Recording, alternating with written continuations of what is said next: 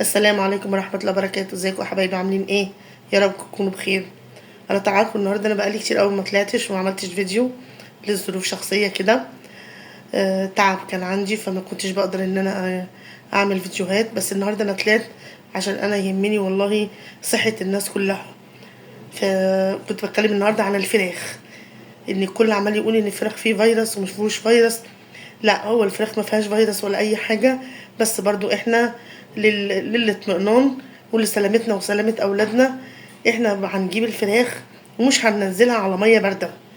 لا، احنا هننزلها على ميه بتغلي، يعني ميه تغلي قوي قوي قوي، ويكون حاطين فيها المكونات بتاعتنا اللي انتوا شايفينها قصادي دي. انا الميه غليت، بس ايه، انا قلت ان انا عشان بس الفيديو ما يطولش عليكم، انا الميه عندي غليت فما نزلت فيها الفراخ. بقى شايفينها عامله زي ما تكون بارده كده، لا هي مش بارده. المكونات بقى بنحط ايه؟ بنحط الفلفل الاسود، بنحط الحبهان بتاعنا، بنحط الورق اللورا زي ما انتوا شايفينه قدامكم كده، بنزود الملح شويه، ويكون اساسا هي مغسوله بملح وليمون، منقوعه في ملح وليمون اللي هو المحلول بتاعها، ملح وليمون مش خل، لان الخل بيهري الحاجه مش بيطهرها. مش في كل حاجه بنحط خل، ليمون وملح، ليمون وملح.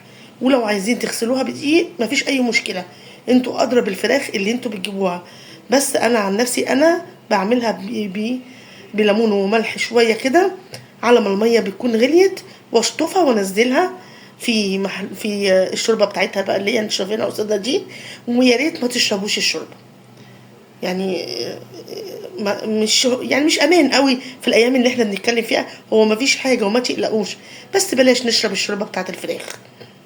بنسلقها سليق كويس جدا جدا في ميه مغليه كويس قوي، فيها ورق لورا، فلفل اسود، ملح، ونزود الملح شويه لان احنا مش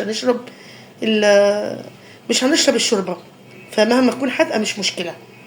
الملح برضو حلو وجميل. وزي ما انتوا شايفين كده الفرخه متنضفه تنظيف كويس قوي ومحطوطه في الشوربه. ابتدت اهي هتغلي معايا الشوربه وتستلق كويس، اطلعها. عايزين تحمروها بقى بتحمروها، عايزين تعملوها في بطاطس مفيش اي مشكله، طلعوها واعملوها في بطاطس. وكانوا عمل صينيه البطاطس يعني متاخده غلوه شويه. بلاش نعمل الفراخ ني في ني الايام دي، طالما في قلق يبقى احنا في غنى عن الكلام ده كله. ويا رب تكون الشفاء للجميع، ويكون كلامي فاتكم، واشوفكم ان شاء الله في فيديو جديد على خير باذن الله.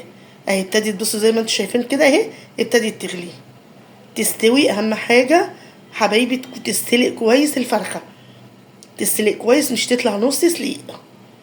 يلا اشوفكم في فيديو جديد ان شاء الله، والسلام عليكم ورحمه الله وبركاته.